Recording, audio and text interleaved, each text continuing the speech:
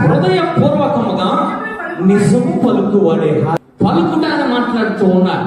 నీ నోటితో యథార్థముగా పలక, నీ చేతులతో యథార్థంగా జీవించాలి, నీ కళ్ళుతో యథార్థముగా జీవించాలి, నీ వినే ప్రతి శబ్దము యథార్థముగా ఉండాలి, నువ్వు నడితే నడక ప్రతిది కూడా యథార్థముగా ఉండాలి. నేను అబద్ధము ఆడడం లేదండి నా నోటి నుంచి, కానీ నేను చెడును వింటూ ఉన్నానండి ఎక్కువ.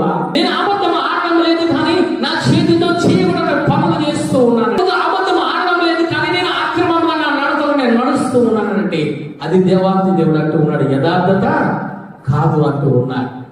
నీ పూర్ణ హృదయంతో, అంటే నీ ధర్మశాస్త్రం ప్రకారంగా నువ్వు నమ్మావు కాబట్టి, నీ హృదయంలో ఉంది కాబట్టి దాని ప్రకారంగా నీ క్రియల ద్వారా నువ్వు పలకాలి, క్రియల ద్వారా జీవించాలి.